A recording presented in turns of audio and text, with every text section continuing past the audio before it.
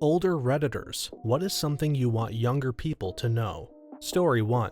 Marriage and relationships should be fun and happy. Life is hard. Things get tough. Find someone that makes the tough times easier, not harder. Piggybacking off this saying, discover ways to resolve conflict, to realign and reharmonize. Early in the relationship, make it a habit to not linger in the muck. Things happen, so get good at fixing it at its root. And moving on, the difference between heavenly and hellish relationships is having a supportive, connecting attitude versus one of judgment, isolation, retribution. And this attitude gets applied to every interaction, hundreds of times a day, every day of the year. Remember, in a marriage, it's always you and me versus the problem, not your problem versus my problem. Disagreements in a marriage should end in a discussion, not an argument. If you're getting into arguments in your relationship, you're doing things wrong. Arguments are all about trying to prove who is right or wrong. Discussions are all about how to address problems. There's almost an art to disagreeing. In my experience, it helps if the subject is brought up without anger. If you can be as specific as possible about the subject, and you avoid absolutes like always and never. Also, you need to learn from the conclusion of the discussion,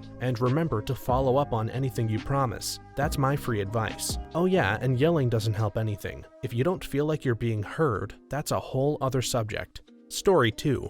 Not everything that you disagree with deserves an argument. Pick your battles and let trivial things slide. To echo this, not everyone you disagree with is wrong. They are simply operating with different information. You can disagree with someone on an issue and still value the person. Don't let one issue define your entire relationship to another person. On the converse, don't let everything slide because you don't want to upset someone, especially if you live with them. People don't know that their way of living and speaking is negatively impacting you unless you tell them. Don't sit and seethe and let resentment build over some simple stuff that you can just talk out, even if it's hard. I love the quote, "You don't have to attend every argument you're invited to." I found it on social media and I use that particular service there the most. I also found a picture of a cylinder, where one person was looking at the top, which looks to them like a circle, and to one person looking at the side, which from their point of view looks like a rectangle. They're both right in describing what they see, but it's not a full description of what the object is. Point being, everyone is describing their world from their perspective, so try to give them some latitude. Story 3.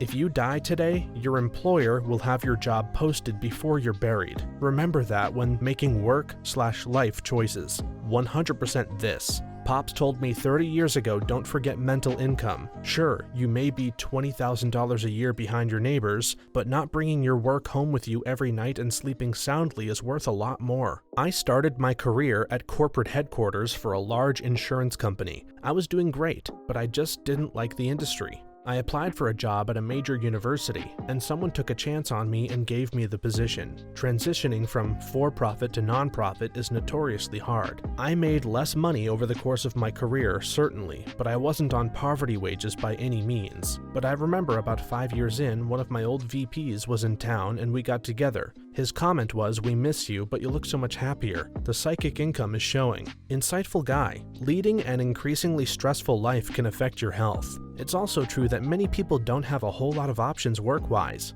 Story 4.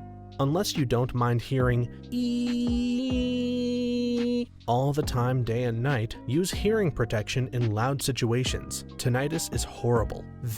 I'm 43 and have spent my life listening to music I love, sometimes at concerts, but mostly via headphones or through my synthesizers. My entire life is now dominated by hearing eeeeee all the time. Zero respite. It's absolutely mentally exhausting. It's weird because I was fine, then one day, in my ears, and it's been that way ever since. I thought it would go away, as I had tinnitus before when I had an ear infection and that went away as the infection cleared, but not this. It's been 2 years now. It's bad enough on its own, but I have a litany of other ailments and medical conditions to deal with already. Having this on top really is the icing on the cake and makes coping with the other conditions much, much harder. I pray for a cure. White noise, etc. only works temporarily and it's more of a distraction than an actual remedy. I worked in the music industry for like 15 years. My very first day, a hardened old industry guy with face tattoos in 2007 looked looked me right in the soul and said to me,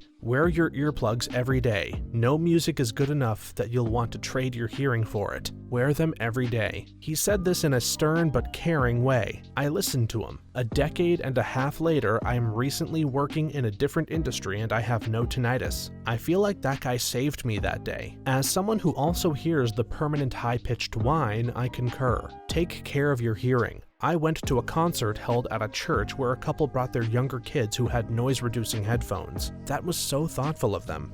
Story 5. Everybody messes up. It's what you do after that matters. 2 things I will be eternally grateful to my grandfather for instilling in me. Failure is not the end state unless it is where you choose to stop. He loved to quote that line by Churchill whenever something didn't work out for me. Success is stumbling from failure to failure with no loss of enthusiasm. Honesty is the most powerful tool you can use to define yourself. Admit your mistake, frankly and honestly. The truth always comes out in the end, no matter how big or small, and it doesn't get better with age. You can give back something you steal. You can help those you hurt, but once they brand you a liar, it's all that you will ever be. This is some of the best advice here. Anecdotal, but honesty saved my career twice when I messed up. I was working for a startup a long time ago and thought I had followed a procedure correctly only to have it bring our production site offline. Right as it went down, I realized I screwed up and missed a critical step. Went straight to the CTO, admitted it, fixed it, and then went before the CEO to explain. The CEO and CTO said that they were going to fire me, but didn't want to because they valued my honesty and integrity. They said that had I not been so forthright, that they would have tossed me out, then and there. Be as honest as possible. It pays in the end. Fessing up has helped me similarly. I think admitting your mistake and being humble about it is the most mature way to handle that situation. Another person replied that when he messed up at work, he had a ready response of, "Here's what happened, here's what I did wrong, here's what I'm doing to fix it, here's how I will make sure that it won't happen again." Story 6. Wear sunscreen. It's crazy because I tell this to all of my friends in their 20s, and they think I'm crazy for always applying it before I go out. I've even seen videos where people are like, "Why are you so obsessed with looking young? Aging is normal, and sunscreen causes cancer while the sun is natural." I didn't know until 2 weeks ago that some people hate sunscreen and truly think it is cancerous. If you don't like sunscreen because of how it feels or something, do research and get a different brand. There are great ones that don't feel annoying to apply. I'm 51 and had my 3rd skin cancer surgery, Mohs, last summer. It was the worst. They had to do the procedure 3 times in a row to get it all off of my nose. I bawled when they came for me after the 2nd time and put me back in the chair. And again when I took the bandage off. It's never going to look the same. Wear sunscreen. My cousin had microsurgery for that done on her face, and it was very painful. Not to mention she was allergic to the chemo cream she had to apply to the area. She's always asking me if I'm keeping up with my sunscreen. Story 7. Every skill takes determined practice to master. I see my young friends/relatives try and give up on so many things because they weren't good at it. If you keep doing that, you'll never be very good at anything. The trick is that when you find something that you're really bad at, but even then you love doing it, then you know it's worth investing time/effort into. Like if I picked up a pen and drew art, and it wasn't even fun, why spend 1,000 hours doing that? But if I picked up a trumpet, played a noise so primevally awful that it killed all insects within 3 square miles, and had a blast doing it, warn the environmentalists because you can't stop me. Listen, this response is absurdly long, but I think you need to hear this. Sorry for the wall of text. If you read and apply this, you can do things that you want to do. Can you make a sandwich? Can you pour a glass of milk? Can you tie your shoes? You couldn't always. It took practice, just like everything else. If not being immediately good at something makes you the dumbest person in the world, then I'm right there with you. And so is the rest of the world. No one is immediately good at anything. It just seems that way if you're watching people do things that they've already practiced. Remember, the only person that you're in competition with is yourself. You only have to do better than you used to do. You don't have to be the best in the world. You don't even have to be good. Try something that you want to do. Do it horribly. No one cares. Do it horribly 100 more times. Now compare your first attempt to your last. you will have improved. This is how literally everyone learns to do literally everything the first time, with the only difference being the number of tries. You can't see this because most times you don't watch someone practice something, you just see them do it and think they were born good at this. It doesn't work that way, I promise. If you came to my house for dinner, you'd think I was a pretty good cook. Practically every time I feed someone, they rave about the food. If I only served things that were good the first time I cooked them, I would have precisely 0 dishes in my repertoire. When I started cooking, I had been impressed by an omelet chef at a hotel brunch who could crank out a perfect omelet in about 4 minutes. I decided that's what I wanted to do.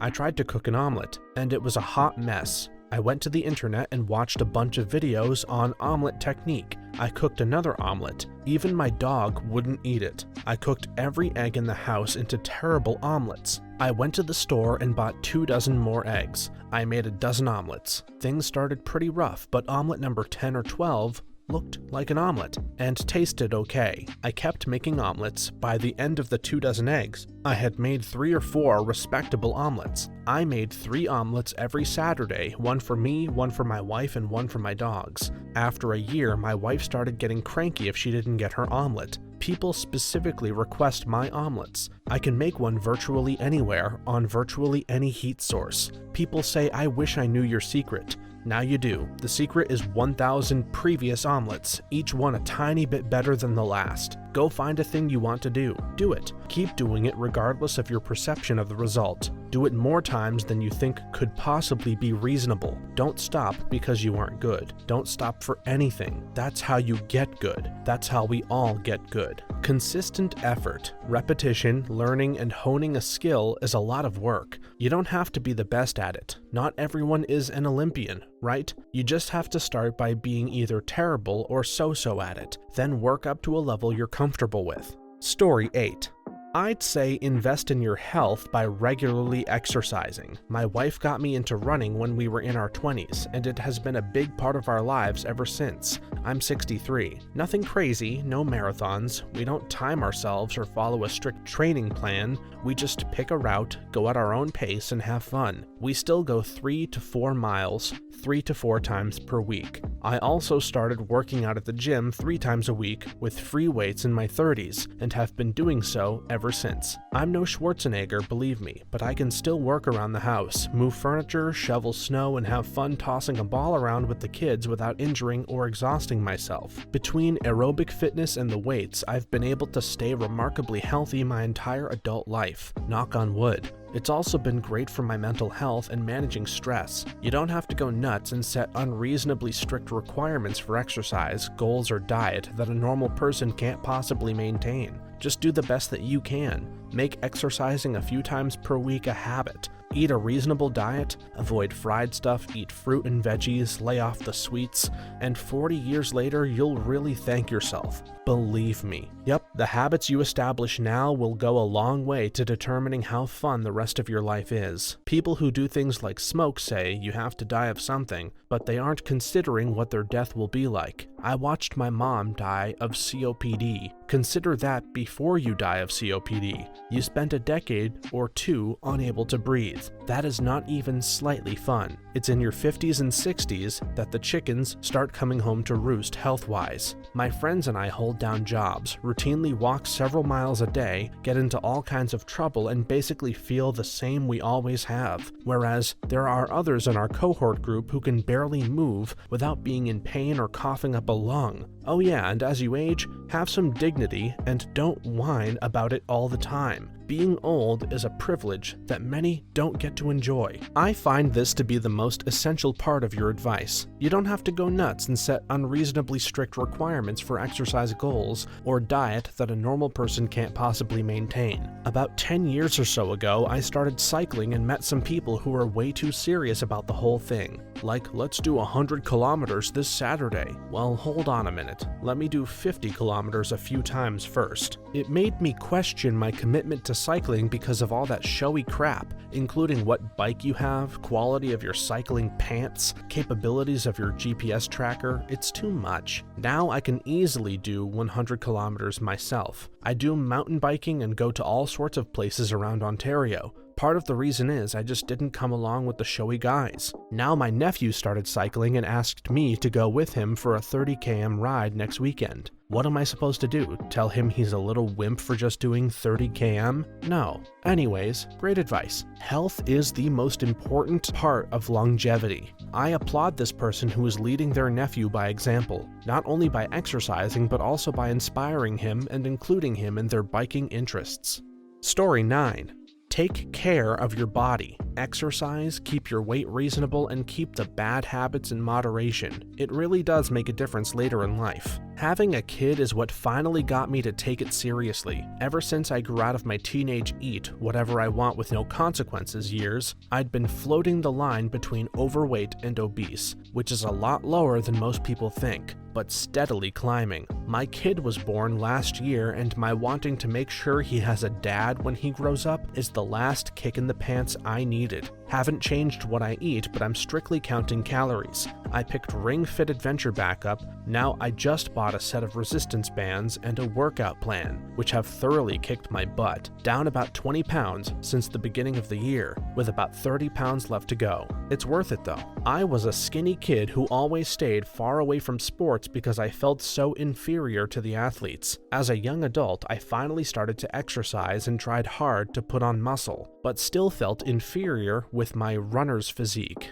Now I'm 47, in better shape than most people in my age group, and I'm kinda glad that I failed to bulk up. I actually had someone once say, "I bet you were on the football team and dated a cheerleader in high school, didn't you?" And I was like, dude, I was in the drama club and the marching band and was a virgin until college. All that is to say, don't think of exercise as striving to get swole or look like The Rock. Just take care of yourself and you'll gradually watch yourself become the fittest person you know, while everyone around you is growing their beer bellies and dad bods. Yes, this is the same topic as the one before, but this makes some really good points. Exercise can be dance or yoga, whatever gets you moving. The key is to keep moving. Story 10.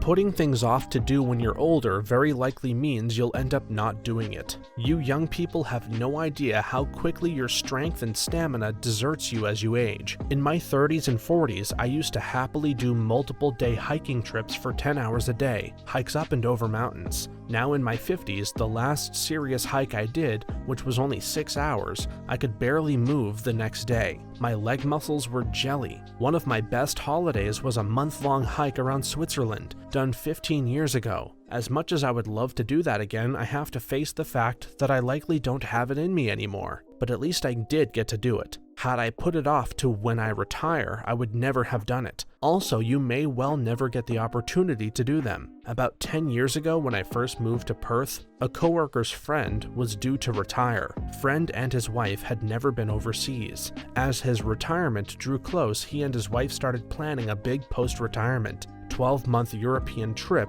as their first ever overseas adventure. The week after he retired, he dropped dead from a heart attack. I can back this up. I've known people who waited to do something they've always wanted to do until they retired and never did so, either because they died before they could retire or never retired at all. This right here. The "I'll do it in a few years" mentality is not one you expect to catch up with you in the blink of an eye, but it does. Do it all. Do everything you want now. It's hard to put it into words, how important this is. I've lost people I love and nearly lost my girlfriend to cancer. You just never know what's going to happen. At any age, we can enjoy what we can, when we can.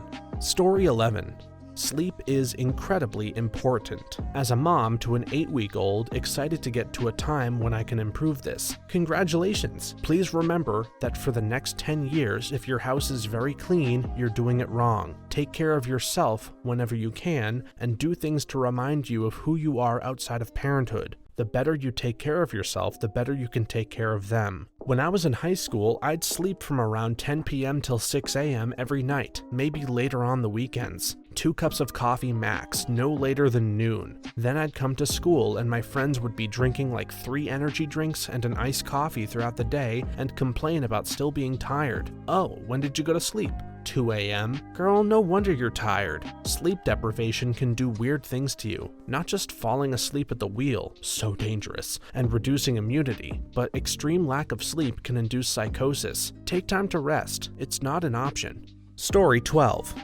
Reading for pleasure. I have 2 kids, a full-time job, and a horse farm, and I sincerely miss reading. I used to crush books regularly, but by the time I'm done with everything, it's probably 8 or 9 p.m. and I'm exhausted. I don't have the brain power to dive into a book. I'm really looking forward to getting back into it when the kids are a little older. I'm in a similar situation, kids, full-time job, etc. And in a similar vein, my job is very attention demanding. I was able to get back into podcasts and e-reading by figuring out little pockets of time when I had to do something mundane like making dinner or mowing the lawn, and throwing on a pair of headphones during those times. It's still not as much time as I would like to devote to those things, but it made it possible for me to carve out a little bit of life to do so. Maybe that approach could help you with some of the other longer stories you like. Good idea! Libraries have audiobooks and ebooks for those who would rather borrow them, due to cost or not having space for them. Audiobooks are popular with people who have reading difficulties like dyslexia, because it's less difficult or frustrating for them and they can just enjoy the story itself. Story 13. If there was abuse in your childhood of any kind and no one helped, get it now. If you can't afford therapy, use online resources. They're not the best, but still helpful. Don't have your own children until you're sure you won't repeat the cycle. I knew my parents made mistakes and weren't great parents, but when I realized that I had been emotionally abused and the impact that has had and still has on me was earth-shattering. I felt like I broke open. I literally sobbed for hours and went through a period of mourning for a few weeks. I was mourning for my childhood and adolescence, for the childhood I should have had, for the adulthood that is now impacted while I work through my trauma. It was genuine grief, as though someone had died. That's the only way I can explain it. When people are like, how can you be abused and not realize it? It was normalized my whole childhood. It was the only existence I knew. I genuinely did not know that I didn't deserve to be treated like that. I recommend the book Adult Children of Emotionally Immature Parents. Was a real eye-opener for me, and so many years later I thought, now I understand. If you think that applies to your situation, a big part of therapy or dealing with your stuff is knowing exactly what that stuff is, the root cause. When you know that, then dealing with it is a lot more effective. In my case, I now have very minimal contact with them, but have also been able to deal with my traits, which were coping mechanisms. Not easy to change, but knowledge is a big part of it. Others also recommended a book called The Body Keeps the Score, and other resources that should be available at your local library. I'm a big advocate of therapy. Many people aren't aware of the signs and actions of abuse, manipulation, or trauma in family or school, workplace, or friendships. When you're surrounded by it, it just seems normal. Story 14. 60-year-old checking in. You can greatly improve your mental health. I have been involved in men's groups for over 20 years. I've done counseling, therapy, 12-step programs, and even hypnotherapy. I tried meditation, but was inconsistent. I am having so much fun with my life right now because I spent 30 years cleaning up the damage done by my dysfunctional family and the school system. If you aren't happy with your life, take action to change your mental health. Could I recommend that you start with a gratitude practice? Each night before you go to bed, either with another person or in a journal, share or write down 3 things that you are grateful for. They have to be specific, as in the nice lady that held the door of the train for me so that I wasn't late for work, rather than people aren't sometimes nice, and one of them should be tiny. Start looking for minuscule examples of immense beauty so that you have something. Today I am grateful for the flower that's blooming between the cracks in the wall. Or today I am grateful for seeing the full moon rise between the trees. Once you start actively looking for these things, you will see them everywhere. The best thing to start with that I ever found, and is free, is to have a notebook and write something every day. Not your emotions and not what you've done, but just what you're thinking about. Sometimes 2 lines and never more than a page. After a while, you start to notice that you can track your emotions naturally. I've pages about films I've seen, places I want to go, regrets I have, health issues, and I've realized how different things impact each other. Hobbies I love, but the people I do them with were tying me into negative headspace, so I moved to another group and within weeks felt 1,000 times better and didn't have to give it up. Stuff I've seen on TV and thought that looks cool, kept revisiting, then began actively planning to do. rent an RV, and do a mini road trip, I finally found it helps more than anything more structured. Yes, I'm only 32, but I had trauma from my younger years that I kept pushing down and trying to ignore and keep busy. I always had at least 2 jobs, but it wasn't for the money. It was because if I stopped for any amount of time, the bad thoughts started creeping in. Right before quarantine, my long-term partner and I broke up in 2020. In isolation with nothing to fill my time, I crashed hard, wanted to die every second. Even 10 minutes of driving in the car felt like absolute agony. Life was not worth it. Thankfully, I had surrounded myself with some really great people who pulled me up and forced me to get help, despite me being miserable and at times even cruel to them. I spent 3 years working on my mental health, and I had no idea I could be this content. Life was not worth living when I was depressed, and now I love and cherish every part of life. Even bad parts aren't as bad now because it's easier to see the bigger picture. I wish I had worked on my mental health earlier, but I'm glad I got there by now. I feel like the whole world has opened up for me. If you're unhappy all the time, if you get angry constantly, if you always feel nervous, something's not right. Life can be better if you want to work towards that. It just takes time and effort, but it's truly worth it. If it's trauma or dysfunction, working through it has the same goal: to feel comfortable and safe with yourself and your surroundings. It's worth the work. Story 15.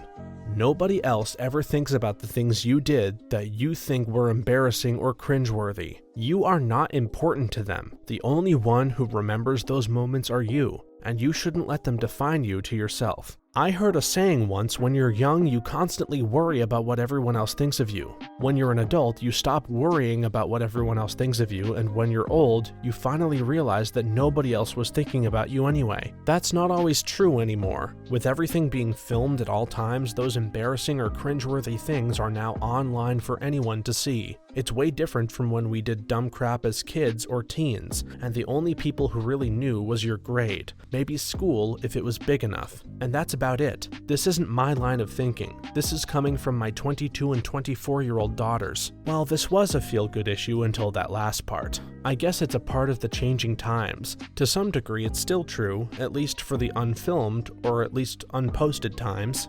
Story 16. When you're 25, you look back at your 15-year-old self and think, man, I sure was foolish back then, and you assume you've stopped being foolish now, that you have reached your final mature form. Nope, when you're 35, you will look back at your 25-year-old self and think about the same thing. Same at 45 and 55. Embrace this with humility. Accept that some of your beliefs about yourself and about the world are probably wrong, and treat it as an opportunity to keep learning and growing. Anytime I catch myself wishing I had started something 10 years ago, I try to project into my future self and imagine what I should be starting today. A person who is the same at 40 as they were at 20 wasted 20 perfectly good years. I remember talking to a friend who was considering grad school, and she was complaining that it would take her 6 years to finish because she would be going part-time. I said, at the end of that time, you'll be 6 years older, either with or without the degree. You get to decide which you want. Story 17. Late 40s, but thought I'd answer anyway. Get off social media. Maybe not entirely, but take it off your mobile devices. Maybe log on when you're sitting at the laptop, otherwise it just rots your brain. Whether it destroys your attention span, misrepresents how awesome others' lives are, or just pigeonholes you into an echo chamber, it does no good. Yes, I am bashing social media on a social media account, but the more nuanced attack is to not use SM so frequently. The default to just mindlessly scroll on your phone is the real problem. Logging on for a few minutes, messing around, and then getting off is the way to do it. Late 60s here. I deleted the accounts almost 2 years ago. I do miss the ease of communication with distant relations, but in the long run, there would be one post I'd want to see in a page full of ads and posts designed to anger me to keep me engaged on the platform. It just wasn't worth it. My mental health is so much better. Delete it yesterday. Then take the logical next step and turn off cable news. Doesn't matter if you fall on the Fox News or MSNBC side of the aisle. Both sides deliberately provide content to get you angry at the other side. Cable news is the biggest factor in our widening political divide. Turn that crap off permanently and just talk to your neighbors. We as a people aren't nearly as divided as cable news tells you we are. But you'll never know that by listening to talking heads. Cable news is dividing us, no doubt, but social media is 1,000 times the reason compared to cable news in the younger generations. Most people under 40 don't watch the news. I don't know if we should blame news or social media more, but it does look like we've lost all concept of moderation in both politics and consumption of media. Story 18. Stop with the "your attitude determines my response" and just be yourself. You don't need to reflect back at anyone. You're not a mirror. This should be higher. I'm not in my 50s yet. Soon. But as soon as I stopped reflecting and exuded my own thoughts, feelings, and reactions, life became a whole lot easier and less stressful. Lost a few friends along the way, gained a few as well. The real me is a much better megaphone than I thought the reflected them was. I'm a habitually chill guy. It's hilarious how quickly you can change someone's attitude by just reflecting calm and kindness back to them. I once had someone approach me carrying a baseball bat with the intention of hurting me and a coworker. Long story, we are fire alarm technicians and we accidentally activated the alarm bells earlier than scheduled. Someone didn't like it and wanted to play baseball with our heads. This person approached us yelling and I responded by apologizing and empathizing. When they saw I didn't come back at them with anger, arrogance, belligerence, they backpedaled so hard and started talking nice to us. Reflecting anger just spirals in a situation into dangerous territory. Keeping a reasonable tone keeps it from spiraling. Pretty good advice, but maybe harder to follow in the heat of the moment. Thanks for watching until the end. If you have a similar story that you would like to share, please leave it in the comments below. If you enjoyed these stories, please leave us a like and subscribe. For more videos like this one right now, please stop by our channel. Thanks again, and see you next time.